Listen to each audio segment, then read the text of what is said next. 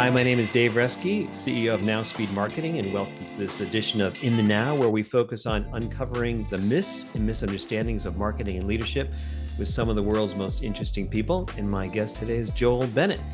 Joel has a PhD, and he is the CEO of Organizational Wellness and Learning Systems, whose mission is to catalyze healthy cultures and communities from the inside out with science.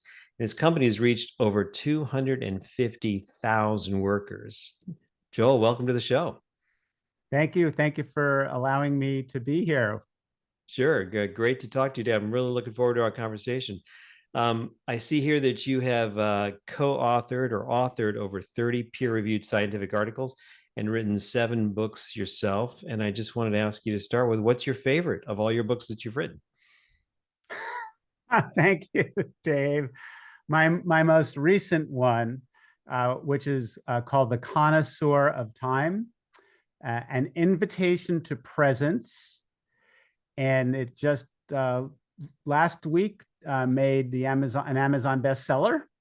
Wow. Congratulations. That's exciting. Yeah, it's very exciting. That's my favorite one. And it's definitely relevant to leadership. That's great. So an invitation to presence, it feels like that could be a pretty deep conversation all by itself. That's awesome. You know, this is probably a side conversation, but my daughter just finished a 10-day silent retreat, and she talked a lot about engaging and being present with her thoughts and where she was. I bet your book has a lot of relevance to her, and I should probably buy it on Amazon for her directly, right? No, you can download it at no cost from www.presencequest.life. Perfect. But I am not going to dissuade you from going on to Amazon, buying it, and leaving a 5-star review with an extensive verbal report on how amazing it was for you. So I'll probably do that, and I'll ask my daughter to do that as well. But that sounds like a great area. But you know, in this conversation, our audience is focused on leadership, and I'm sure there'll be some areas that we'll want to talk about that in this conversation. But I wanted to start the conversation by asking you to smash a myth that you might think people have about leadership. We were talking about this world that we live in where corporations are investing very heavily in wellness programs and benefits. And, you know, I wanted to ask you to explore the myth that it's expensive to create a mentally healthy work environment. How do you feel about that? um, if you are an authentic leader, it doesn't cost much. Hmm. If you are walking the talk as a person who is present to their life, who's willing to be vulnerable, who promotes the wellness program through their actions, not their words, who is sensitive to the work environment, the schedule, the pace of work, and who most importantly is compassionate, your costs of investing in any kind of wellness, well-being, or mental health program would be significantly reduced. And that's what we've seen. That's what the research shows. And so it does not mean that there aren't some costs, because you have to be mindful that employees might want to use the services of an employee assistance provider. And the best employee assistance providers are full service. And it's not just an 800 number, but also provide managerial consulting, critical incident stress debriefing, and ongoing workshops. So there is a cost, but it could be mitigated by how well you treat yourself and how well you treat others. So it's a semi-myth, maybe a pseudo-myth, maybe a myth of a myth. Anyway, I hope that answers the myth, busts the myth. So let's unpack that a little bit. So let's just talk about like the good leadership skills and some of those things that you talk about. What are those key traits that you think a leader has to have in order to create a mentally healthy work environment? You know, I will tell you that I don't take a trait approach Hmm. or a character approach to leadership only. We have our book, Heart Centered Leadership, which does talk about virtues. Um, and we have our Best Self at Work, which talks about strengths. And so I can go into depth on both of those. My experience is that leadership, especially now, but it's always been the case, that is a good leadership model, has to do with, like I mentioned, vulnerability, agility, adaptability, not having to always force things a certain way, to be flexible. And so those are the virtues of open-mindedness, humility, and also self-care. So that those traits are very important if you want to call it a trait, but it really has to do with how you respond to the challenge, how you respond to the stressor, how you respond to the failure. Response to failure is such an important leadership quality, especially the higher you go. So that gives a snapshot response. I hope that is in the direction of where you were wanting to go. Yeah, absolutely. And there's so much to talk about there. It feels like all the things that you're talking about, being vulnerable, agility, flexibility, for me anyway, it's way easier to do that when things are going great. You know, clients are happy, sales are good, revenue's good, we're making money, all employees are happy. It's way easier for me to do that. But what you just said at the end, it's a response to failure that it feels is harder, right? So it's in is that when you know you really see real leadership come out, that Of course, like yeah. it's easier to create a hostile or difficult work environment when things are not going well than when things are going well. So it changes over the course of the leader's career. So um, you could do a great job under crisis and rally the troops and move ahead and be known for your work. But then you have to not let it go to your head, Hmm. because there are people whose careers have been derailed for having been those shining heroes at that moment.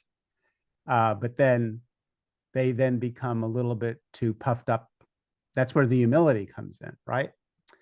So response to failure, not just in the moment, but for the long term. We, in our heart-centered leadership model, we talk about this and do workshops on it. I always use this quote from the British singer-songwriter Billy Bragg. And he says in one of his songs, "Virtue never tested is no virtue at all." Hmm. And so the test, the challenge, the stressor is where leaders are made, you know? And they're made because they're being called to that, I don't call it a trait, but to a deeper character quality, you know?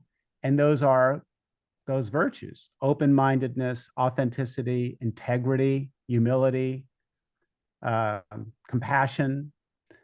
Um, so we are triggered by things that happen.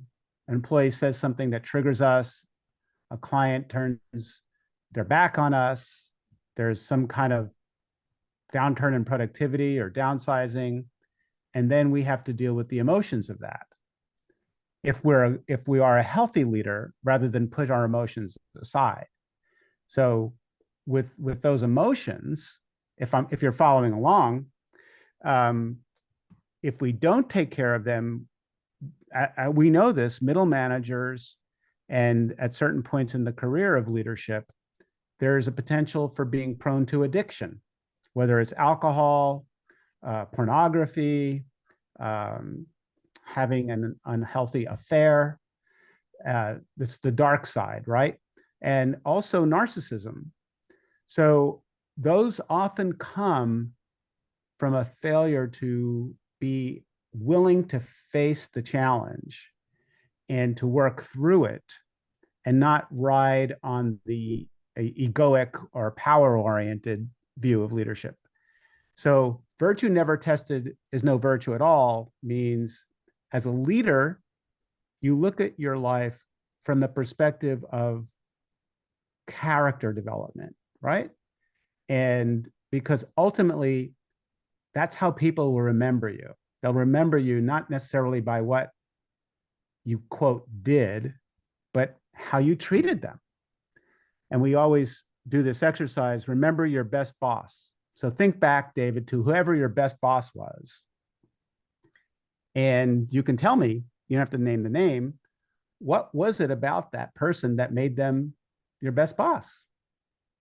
That's such an interesting question because I'm not sure I've had a best boss. I guess I've been a CEO for a long, long time. So that's kind of maybe that's the reason I started my own company because I didn't have that good role model. But let's come back to your point here about character and character tested. So it are you are those character traits things that are just innate in a human being or in a leader? In other words, are these things we learn from our family or from our character? Are those character traits just part of us, or are these? Can you actually make a leader more compassionate, more open minded, more humble? Or do those kind of come from who they are and their character, and it doesn't really change through the course of their career? Oh, it's a yes and yes. I mean, the research is pretty clear that we can cultivate leadership skills through training. I mean, there's a vast, it's one of the most, uh, talk about spending money. Leadership, how many leadership books are there out there, right? How many leadership courses are out there? Well, it would be it would be a waste of money if people thought, you can't train a leader. So um, I think, of course, it goes without question that people can develop it.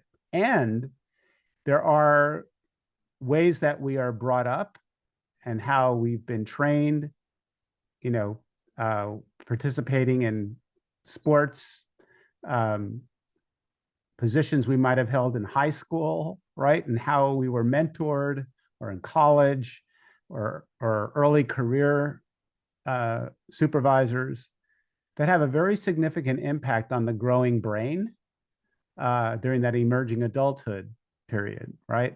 Typically, we're talking between 16 and 28, 18 and 25. So I prefer to look at it from this developmental perspective and the fact that our character is always developing, always changing. We're much more modifiable than we give ourselves credit for. So I would err on the side of saying, and many movies, many football movies, many stories have been told about changing, right? The turnaround, the making somebody into something that they thought they weren't, and that's the secret to leadership. So there's ways to kind of evolve your skills, your character, and become better as a leader through all of that. So let's talk about identifying leaders before we get into that in some more depth. If I'm interviewing people, I'm looking for a manager, I'm looking for a vice president, I'm looking for someone who can lead in my organization. Are there things that I should be looking for, character traits beyond kind of skills or experiences that would help me identify a better leader, a more compassionate, humble, open-minded leader? How do I identify that? Or should I really just be looking for the best person with the best skills and say, of course, I can mold them to be a better leader through training and other things? Should I be looking for those character traits, or should I look for the great skills and know that, well, they can be more humble if I can send them to the right course and get them involved in something to learn how to be more humble or open-minded? Well, how you make them humble is by humbling them. Yeah, there's that. Uh, I It's a hard question. I think if I were to say something quick, it would not give the full credit to what we know. I will say fit is everything. And in any organization with the diversity of positions, operations, sales, um, safety, different things are required. So there's no one size fits all in terms of occupation, number one. But number two, culture fit, um, hiring somebody who has the opposite qualities than you, or complementary qualities than you. So it's really, there's a theory in leadership. There are a number of them, but one of them is called leader member exchange, LMX theory. And there's also theories on person job fit or self role congruence. So, for example, my dissertation was on distinguishing the need for power from the need for influence. And if you want somebody who's going to be strong in their position and carry the weight and make tough decisions and get other people to realize that they carry a strong fist, you're going to want somebody who has what I would call a strong but not unfettered need for power. Because if you get somebody who's too much into that, then they become difficult. Eventually, they're not very compassionate, right? But if you're wanting somebody who's more consultative, who is more deliberative, who is more willing to listen and champion others, and can be persuasive without having to have a position, then you'd want somebody who has a strong motivation for influence. At the same time, that changes in different situations. So if you're a very high-paced, full of conflict, very dynamic, and you've got intense client negotiations, it's one thing to have a person who can make strong decisions, but they might make it too quickly and you might lose the deal, you see? But if it's another situation where you have a crisis that needs strong action, then someone who's always trying to influence might miss that opportunity to be decisive. So you see what I mean? It's not really a trait only. It's the situation, it's the fit. I'm not trying to make it more complex than it is, but in the long run, having worked with many different leaders, it is complex. Yeah, it's very complex. So in those, and there's many dimensions that you've studied, but if we just look at those, power and influence, and the degree that you need those in different roles, right? So you need a different level of influence in a salesperson than you need in a customer service person who's answering the phone all day long. Or, in our world, somebody who's doing, executing an SEO campaign and running through thousands of keywords, a very detail-oriented job, versus someone who's thinking through a campaign strategy or building design for a website. Very different roles, right? But in those dimensions of power and leadership, power and influence that you talked about, I want to kind of connect the dots between what you talked about with these character traits: vulnerability, humility, open-mindedness. Are those character traits, do they show up the same way? Does open-mindedness show up in the same way in a person of power or a person of influence or a steady person who's just executing the job? Do we have to look at them differently, or is open-mindedness, and we see it the same way no matter who the It's person is? interesting. We actually did we have a grid that looks at each of those 7 virtues of heart-centered leadership from those 2 perspectives. And how we define it has to do with being whether you're more interpersonal in your approach. People, there's all kinds of personality color, Myers-Briggs, you can pick whatever you want. Or you're more strategic, more managerial, strategic, versus interpersonal, collaborative, right? And I think that they show up in different ways. The one that I'm always, and I can send you, we did a series of case studies with clients on resilience because our work is on organizational resilience, team resilience, and managerial resilience. And of all the different virtues, the one that I think is the best one to talk about here is authenticity. Because you can be very strong on power and the need to be decisive and to hold a position and to hold rank and be dishonest about it, right? Right. And Absolutely. then it becomes manipulative. There's micromanagement. There's a number of things that go on. But if you're honest about it, and everybody knows who you are, and you have that strong, some call it the extreme level, that general pattern, the buck stops here, but you're not fully honest about it. Um, it comes off differently. But on the other hand, you could be the person who really wants to stay in the background, that transformational leader, sensitive to the needs of others, capable of inspiring and motivating, without having to use position at all, but because they care, because they're genuine, because they're, being authentic also comes out a certain way. So I think it's a much more colorful palette. Um, some people might disagree. David Brooks' book. Oh, what's the name of that book? I think it's called On Character.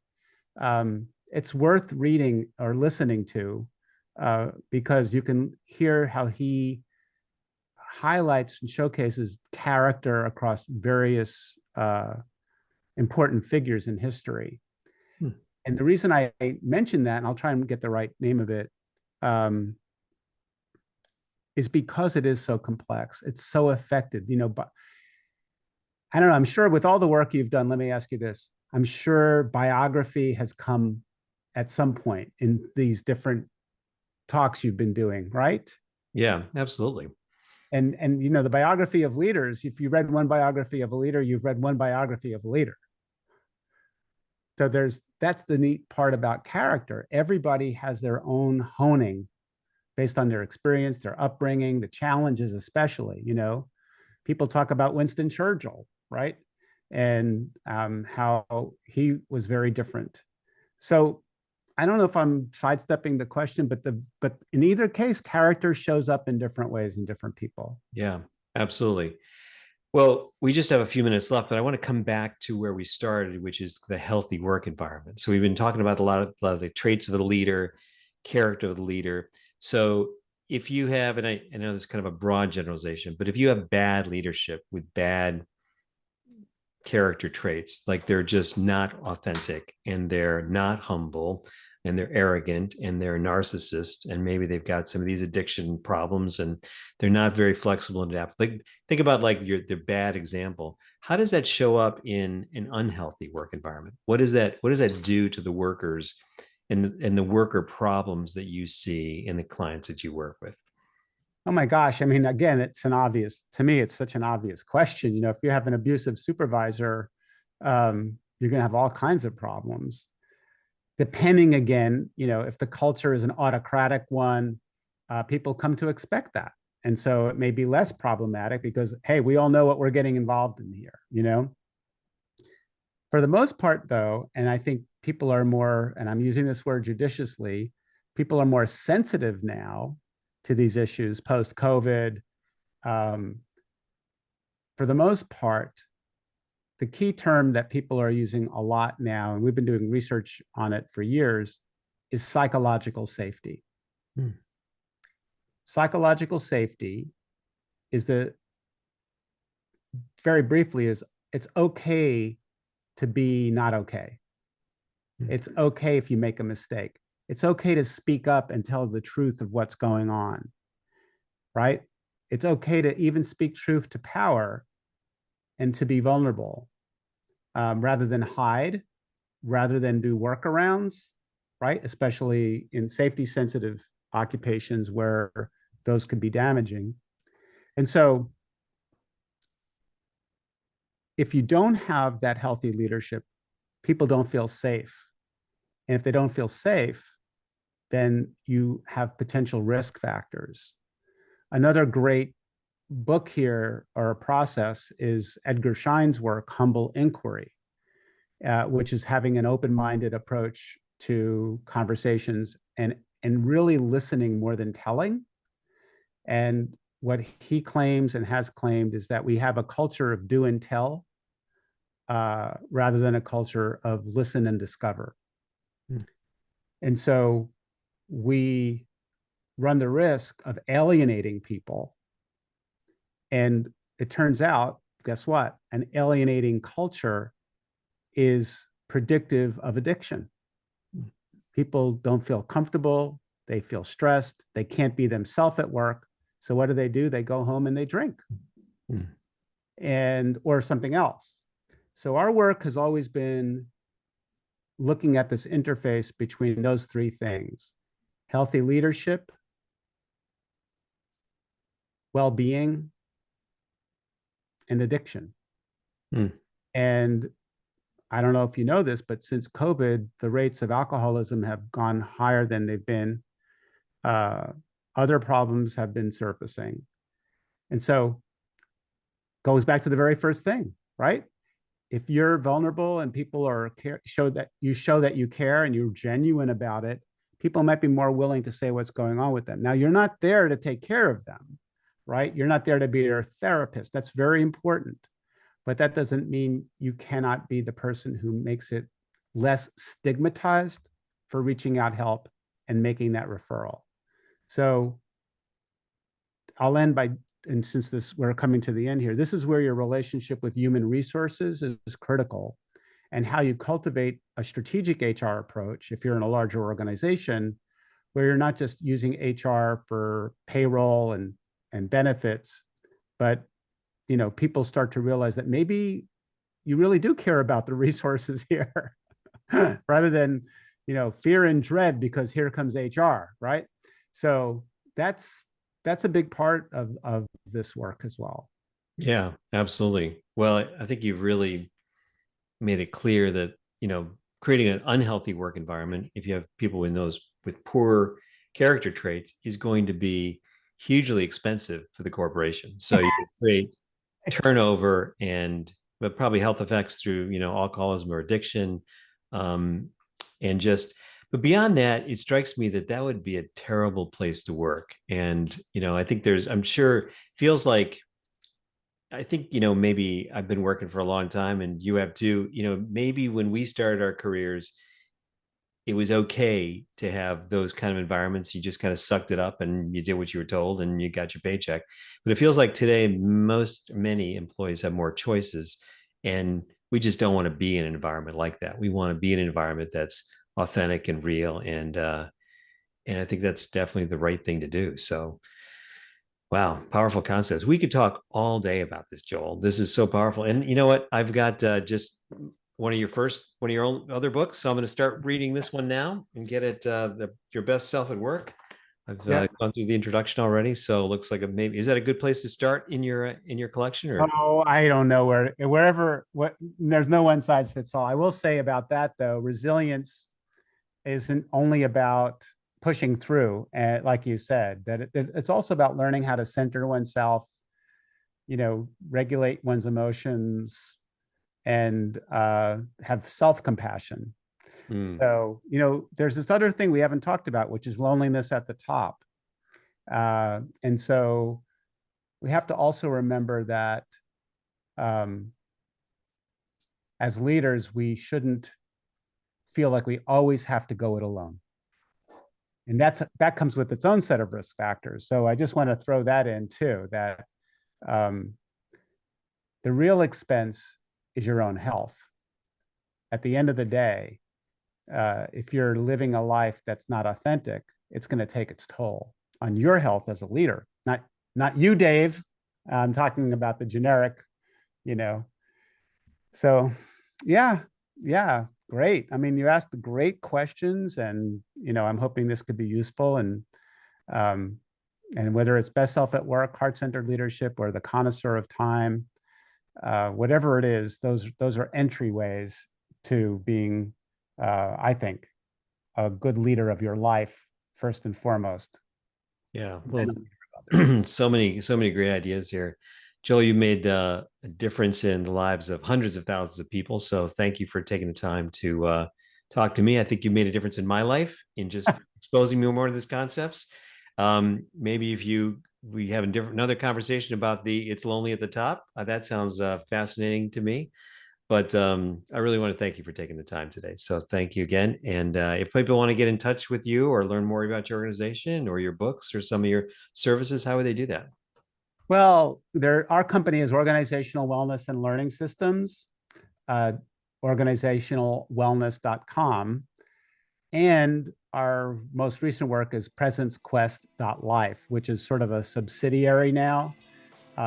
We really are focusing on helping people to be more present, spiritual health, which is a key factor in many leadership stories.